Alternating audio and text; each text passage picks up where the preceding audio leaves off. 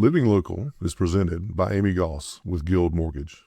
Amy is a proud Marine veteran serving Jacksonville and the surrounding communities with VA, FHA, USDA, and conventional home loans. She specializes in helping military families, first-time buyers, and everyone in between achieve the American dream of homeownership.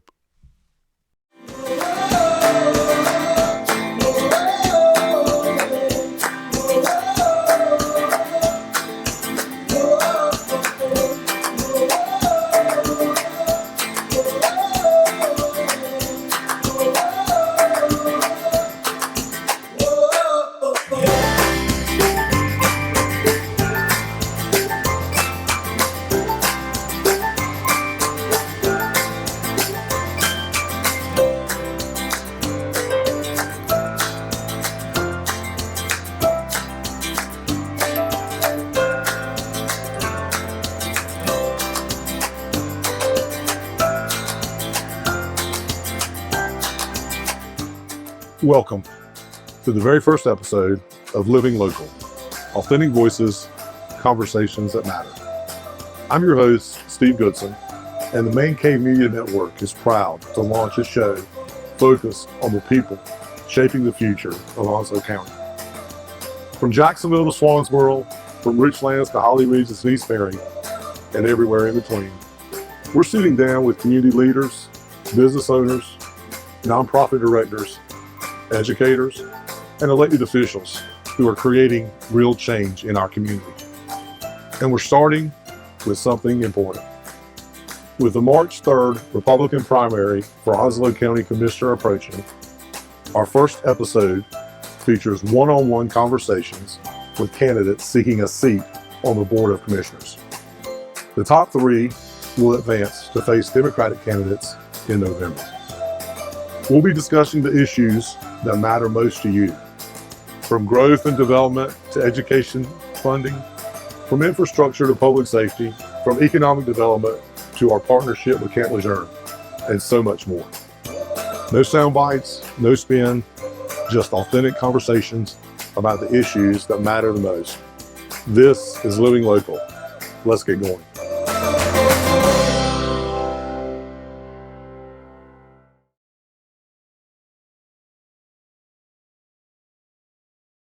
Joining me today is Whitney Cantrell.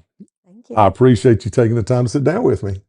I appreciate you extending the invitation. Absolutely. So Onslow County is growing, it's evolving, and facing some real decisions about the future. Mm-hmm. And the people who are going to serve on the Board of Commissioners will have a direct hand at shaping the future. So let's jump right in and let's let the voters get to know you a little better. So we're just going to start with introduction. Tell everyone about Whitney Cantrell and why you're running for Onslow County Commissioner. Okay. So my name is Whitney Cantrell. I am a lifelong Hebert resident. I am a small business manager and operator. I am a wife and I am a mother of 2 children.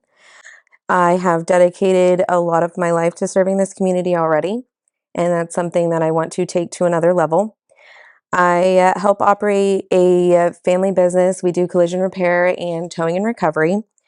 I do that with majority of my immediate family, so it does get a little chaotic from time to time. My professional background includes business management, budgeting, workforce, daily operations, fleet management. You do it all. I do it all. I do it all. I do literally everything. And knowing your Trainings, dad, yes. your dad and your brother and the crowd that works up there, you do it all. So I do. Yeah. I do. I'm also a certified towing and wrecker operator. So I go and respond to accidents and clean out roadways and get them free for travel back. And I, in my personal life, or my volunteer life rather, I help families and children in crisis. Mm-hmm. I prepare court reports for the state of North Carolina through guardian ad litem. Nice. And I also sit on some advisory boards for the automotive side in our education system to help transition the new and upcoming generation into the workforce. Awesome. So We help prepare them and make sure that their curriculum and what they're learning is something that's beneficial to our industries out in town. So when they graduate either high school or college or coastal, Yep. they can go straight into the workforce. Awesome. We're going to talk about education shortly, but let me ask you this, just real quick. Okay. Top three priorities. You've kind of given a background as kind of what qualifies you to deliver on and serve as a commissioner. But tell the listeners, viewers, top three priorities that Whitney Cantrell has if she's elected to the board of commissioners. It would be with infrastructure and growth management. Okay. Then also investing in our youth, and that kind of transitions into economic development. Okay. And over my third one, I would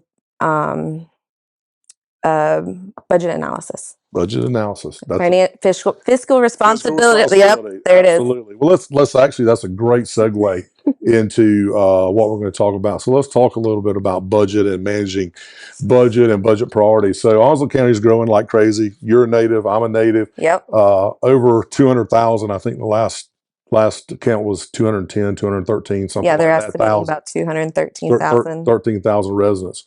And with that, property taxes have increased. The last evaluation for 2026, the reevaluation, property taxes jumped some 37%. Yes, and they're saying even higher along our coastal areas. Yeah, right. Fiscal budget for 2026, the fiscal year budget is $389 million. 35% of that is dedicated to education. You talked a little bit about that. Right. And 26% is dedicated to public safety. How do you balance the question? How do you balance growth with quality of life? And are these budget allocations the right priorities for our taxpayers? So some of them are state mandated, and there are certain items that we as a county are responsible for having certain structures, building certain buildings, the courthouse being one of them, fire departments being another. But the thing is our budget 5 years ago was $240 million.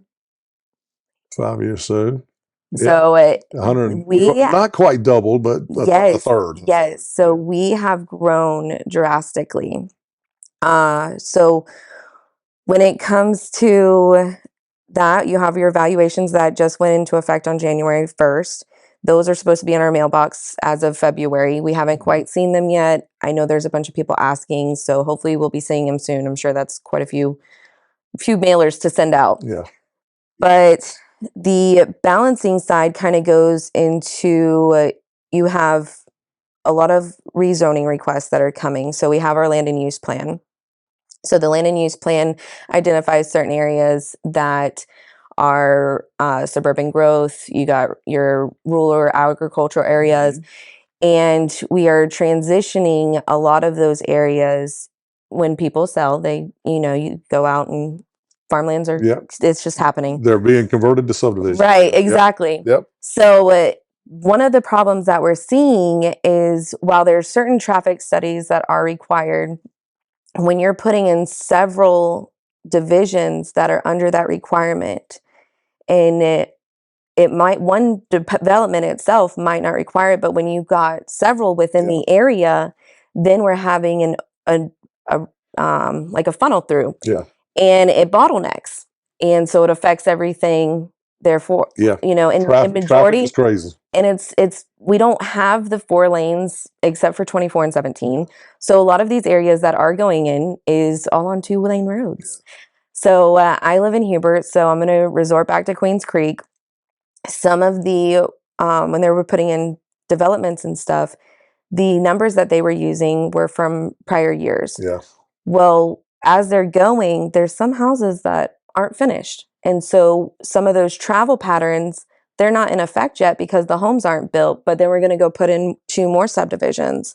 So then by the time everything is done, we have a situation. Yeah.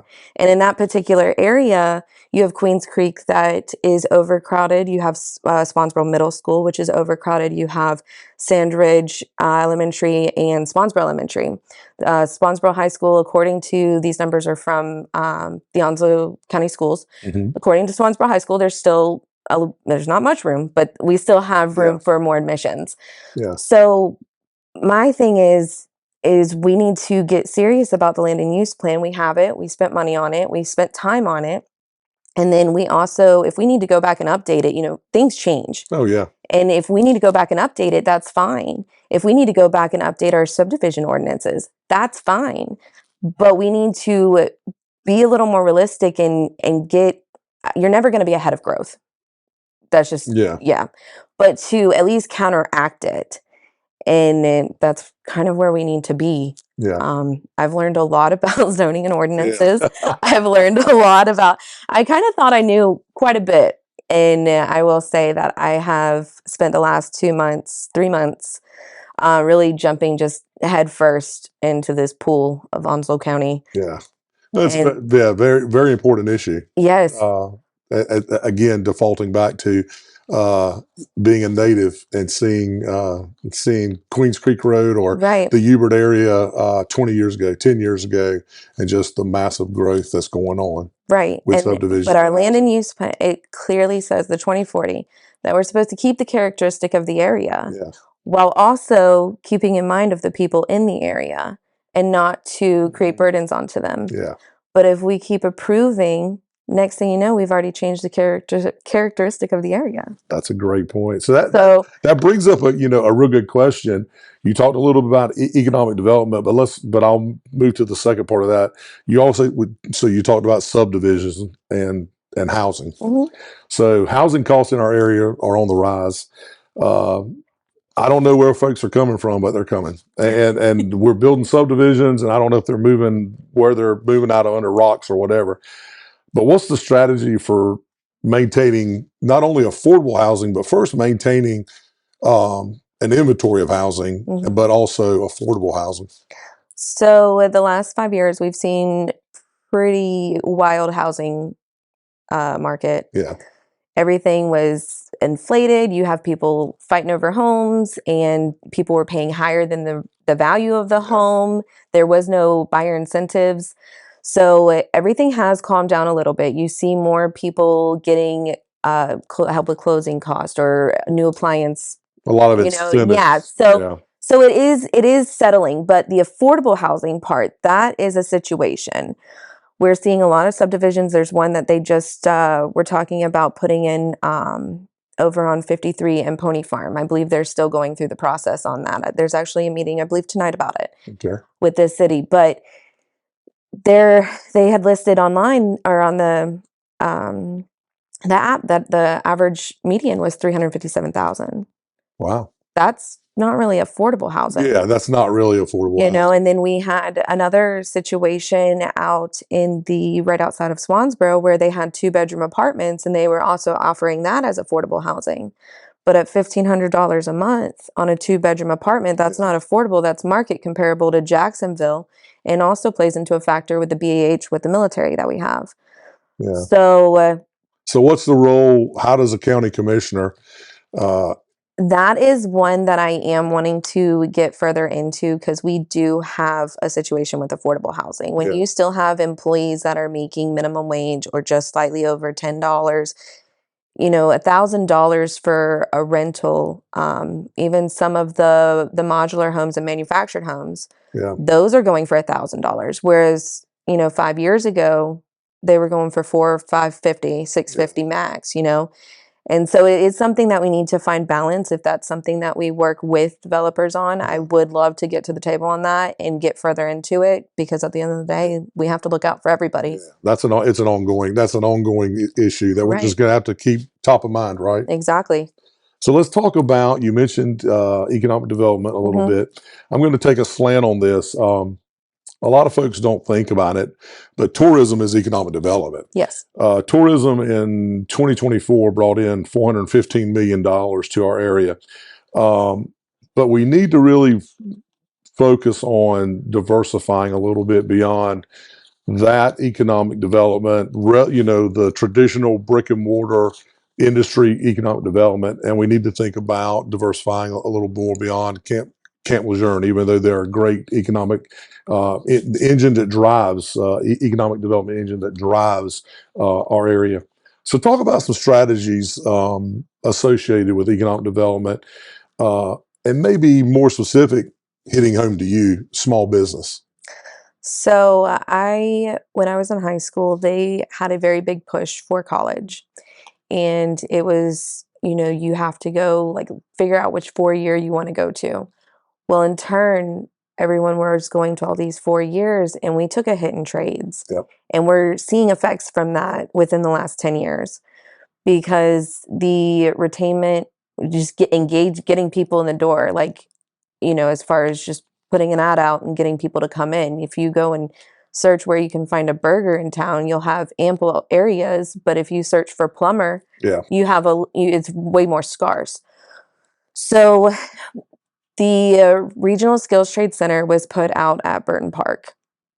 And that program in itself is giving children, and I say children lightly because they're teenagers. They're right there on the verge of Yeah. being a voter. They are able to graduate high school with a high school diploma plus industry recognizable certificates. So a lot of the programs that are offered there, they do go towards a lot of the trades. There's HVAC, but there's also nursing fundamentals. There's firefighting. There's welding. And then there's also like digital animation and cybersecurity. So in culinary, because we're a big service industry. Yep. So you're able to not only learn the culinary side, but you're also able to learn the restaurant management side. And I think that's important to putting out that next stage of workforce, whether they decide to go straight into a corporate setting and be a restaurant manager of a chain, or whether they decide to go out on their own. But it's building talent in Onslow and then keeping that talent in Onslow. Yeah, that's important. That's very important, especially small business, which Yes. you totally get. Shift the gears a little bit. You talked about infrastructure a lot with roads and stuff like that, but let's shift gears and talk infrastructure, and let's talk water quality. So the county has partnered on a $1.6 million infrastructure study. Yes. PFAS contamination remains a concern. And I'm not just talking about when you turn on the TV and you see these lawyers hawking, hey, were you stationed at Camp Lejeune or living near this? My parents went down to Bonaire. Yeah. And there was commercial stuff. Oh, was there? Yes. Yeah. That was global. That's crazy. So, but it's a real concern. So talk about not necessarily the contamination stuff. Yeah. Talk about beyond the roads, other infrastructure improvements that are most critical, and what role the county should play in addressing water quality issues specifically. So we have a big study that we are partnering with, and it's like $1.6 million. Yeah. But the thing with these studies, we have to actually use them and we have to incorporate the findings, living, breathing documents, right? Right, exactly. It's great to, I want to see the results on a $1.6 million study. Yeah. I'm very curious as to the results that it will bring. But to get something like that, it's not beneficial at all unless you choose to implement it. We did something similar with like our land and use plan, and it's just you kind of have to engage. So that's something. And then of course, like regular testing. I know Onwasa is bringing in some good works. I watched a couple of their meetings here recently, trying to keep up with that as well. I know they're coming in on 24, or they just finished actually rather, on 24 heading into Hubert. I know they have some infrastructure that they're bringing out to the Holly Ridge area. Okay. So they're definitely, Onwasa is making some pretty big plans, and I'm very excited to see that happen in the direction that it's going in. Frankie's doing a great job over there as the Onwasa director. I got to know him really well when he was the Jones County manager, and Frankie's doing a great job over there. Let's talk about something that's kind of near and dear to my heart: quality of life. Again, like you, born and raised here, raised a family here. They've gone off since then, and maybe one day they'll come back. But the 26 fiscal year budget includes funding for comprehensive park improvements and an indoor rec facility. hmm So beyond the basic services, what recreational, cultural, and quality of life amenities are most needed to make Onslow County a place where families want to stay? So with a board of 7 and we agreed 213,000 people, there's a lot of decisions that need to be made, and the you may it's going to be hard to hit everyone. Yeah. Let me just say this, and then this is a tough one. Yeah. Because what necessarily Whitney Cantrell wants, hmm Steve Goodson, who doesn't have kids here now, or Right. retired military folks may not want, or military folks that are moving in here for 3 or 4 years may not want. So this is a tough one. Right. Yeah. But it goes back to that investing in our youth and keeping kids busy and keeping, idle hands. We all know the saying about idle hands. And if we can help keep the young engaged, whether that be sports or more of like a recreational skills level, Mhm. then I think that will set us up for the future because everything kind of trickles down. So, investing in the youth and keeping them engaged may help long term with like our jail system. Yep. So, and leading down like a wrong path type deal. So, because the jail is a very big expense. Yep.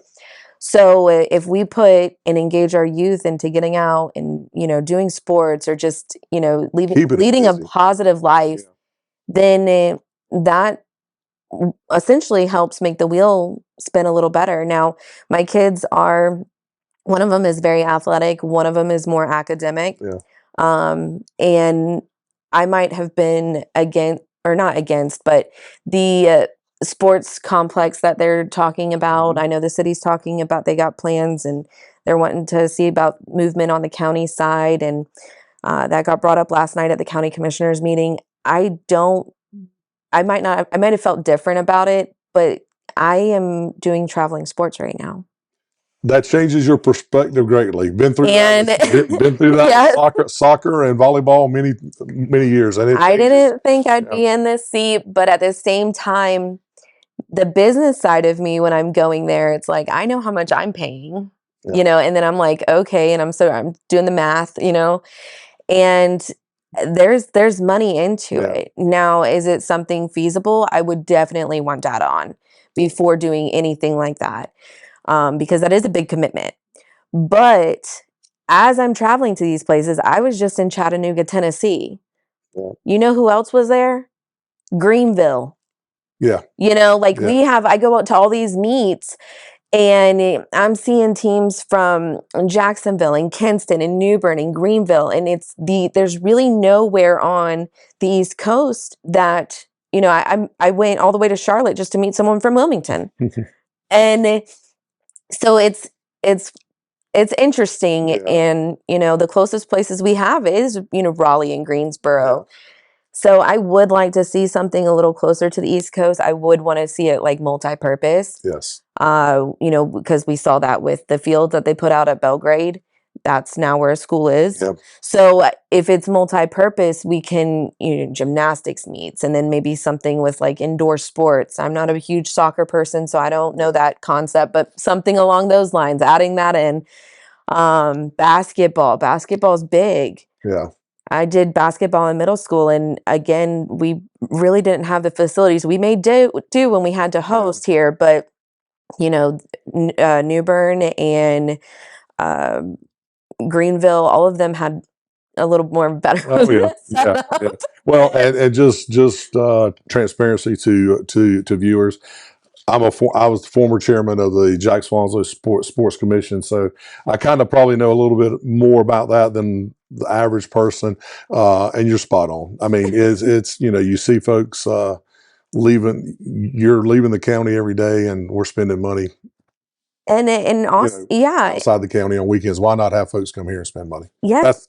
And there's jobs with all that. You have, your staff that you have to maintain the facility, and then So that's something else that you got to kind of take into play. I would like to see possibly like a multi, within the municipalities. We have a lot of schools, a lot of businesses, a lot of governments within the government. So I would like to see like a pool of some sort, but I think this area could benefit from something. Switching gears drastically, emergency services. Yeah. This is a hot topic. After attending some of the forums, the county provides funding to 20 volunteer fire departments and has allocated dedicated property tax revenues for fire services. First part, is this funding model sustainable and adequate, or do you see a need to change how the county supports fire protection and emergency services? So when you call 911, whether someone's breaking in, someone's having a heart attack, there's a fire in the kitchen, like you want representation, you want someone to show up quickly. So I was actually at the most recent meeting, and the county is looking at increasing and making more of like a funding formula. So we have a funding formula for both Coastal Carolina and Onslow County schools, but they are looking to do more of it. They did have a 3 cent that they were paying on for the 3 cents of every for the sales tax. Okay. That were it's not sale. Oh, anyways. Yeah. So 3 cents was going to the fire departments. Well, they just decided that they were going to upgrade it to a minimum of 5 cents. So that way, and create some sort of funding formula. It's not quite done. They're still in the talks of it, but they just wanted to get it out there that, hey, look, this is where we're going with it. That way the fire departments know what they're getting every year and can plan accordingly. Yeah. Because and again, with the fire departments, that's something else that I learned about ISO ratings and everything when I started buying houses 10 years ago. Directly impacts the citizens with your insurance rate. Yes, but fire departments, and they do more than that. Some of them respond to cardiac arrest calls. Some of them, you have your car accidents, which we have plenty of in Onslow County, and a lot of them that show up, especially on nights and weekends, those are all volunteers. There's no paid on nights and weekends. So anyone that are paid staffing for the fire department. So we have a lot of great men and women that do go out and they just care. Yeah. So, because if you go out to a car accident from start to finish, I mean, you're not going to be there 30 minutes. It kind of is timely.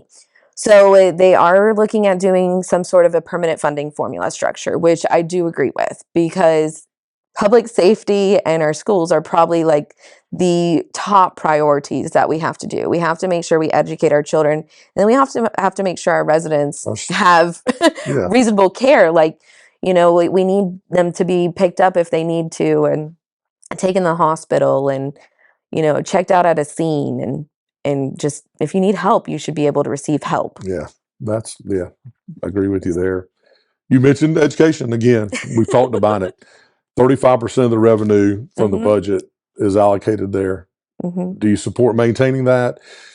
And more importantly, is there anything specifically that you would take to improve the educational outcome for our students? And you talked a little bit about that, but the first part, 35% formula, is that enough? And yes or no, and then talk about the educational outcomes for students to succeed. So it's the 35% goes to the school board, so that way they can set their school budget. We also have to take into account for the schools themselves. That is something that is responsible of the board. That is separate of the 35%. So obviously that is going to be more of a strategic planning, because now you say you're talking about the capital and the capital building schools and stuff like that, right? Right. Yeah. Right. Okay. So that's separate of that. So 35%, I mean, I think that's good, but how are we applying that 35%? Yeah. Whereas that's up to the school board. So those are your other elected officials. Yes. The county just gives them the money, and then they need to do what they need to do with it. But I would like to, obviously they just signed into an agreement. So obviously they've been having talks. Yeah.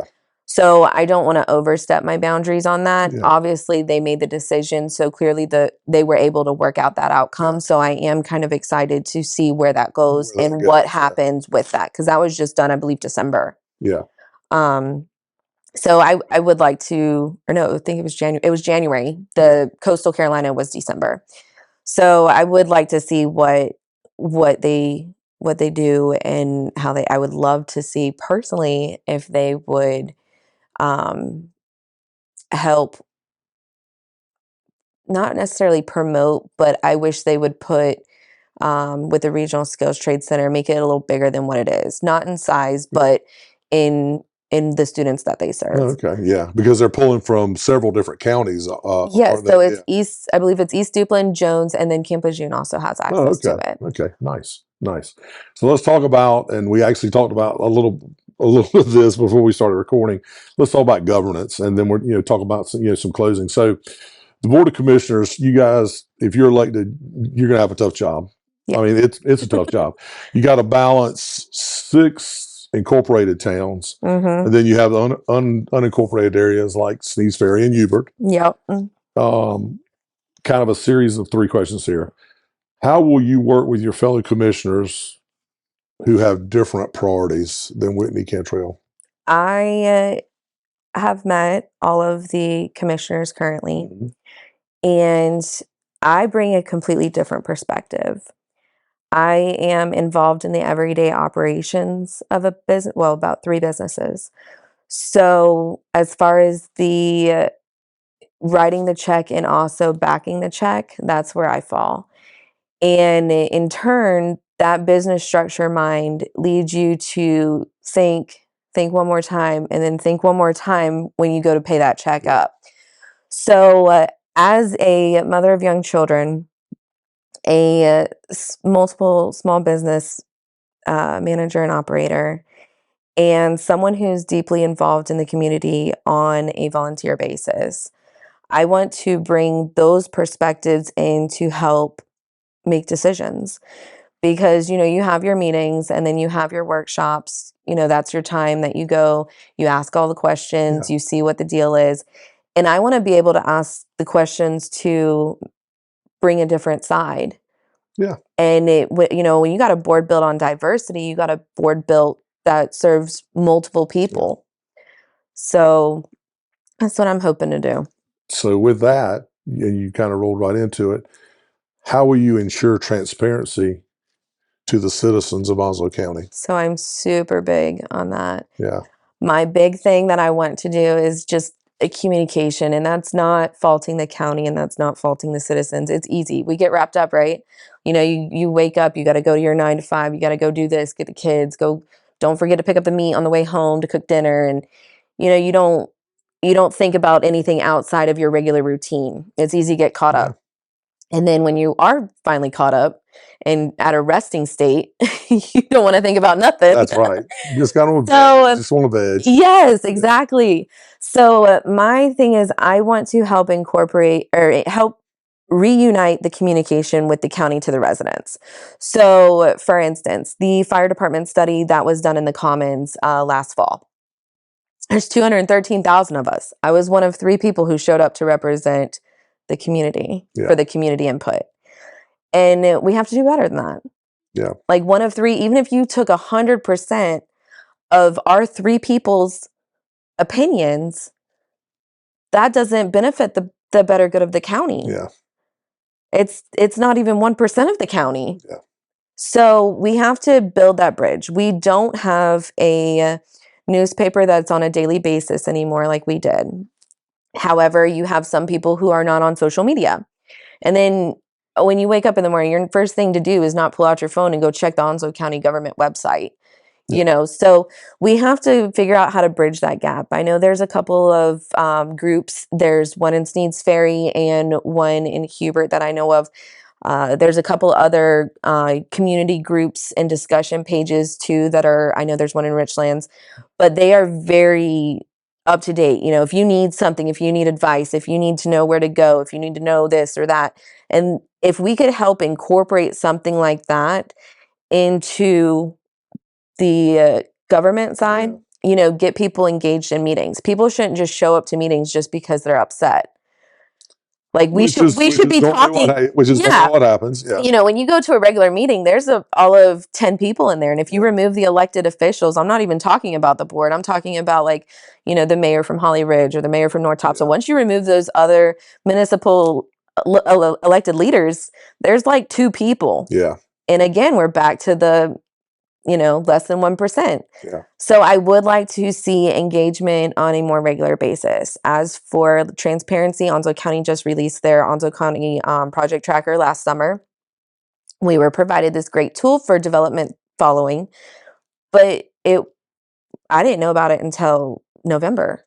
And I consider myself pretty tech savvy, like, you know, and so it's like not only getting the tools out, but informing the citizens of where the tools are, as well as letting them know how to use them or where they can find them. Yeah.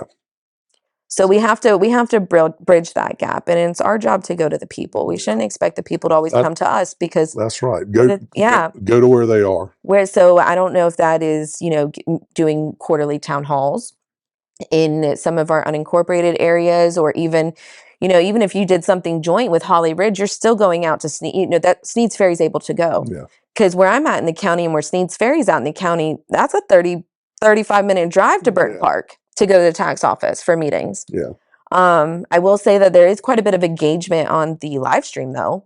So that's, you know, positive. Oh yeah, absolutely. And full transparency, that's kind of one of the reasons we're starting this show. Right. Living Local, just trying to provide another platform that folks can kind of just be informed about what's going on. I mean, and there's already sources out there that are doing it, but I think potentially the more sources that you make available to folks, maybe someone's going to catch it. One will stick.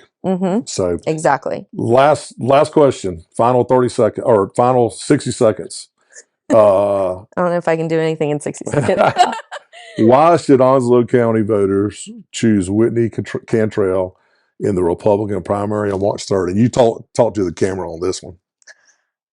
My name's Whitney Cantrell, and I hope that you vote for me on March 3rd. I bring problem solving, I bring accountability, I bring transparency, and I bring a desire to want to continue to unite. I am very active in the community. I see a lot that goes on within the community, as I am boots on the ground, both in my career, in my professional work, as well as my volunteer work. I want to help take that servitude to another level, and I want to help be a voice for all of us here in Onslow County, so that way we can continue making it a great place for not just us, but for our future generation, to include our children. Great. Whitney, thank you so much for joining us on Living Local and for sharing where you stand on the issues that matter to the citizens of Onslow County. Best of luck March 3rd. Thank you. And to all our viewers, remember, get out and vote. Your community is counting on you. So thank you for joining us. I appreciate it. Thank you.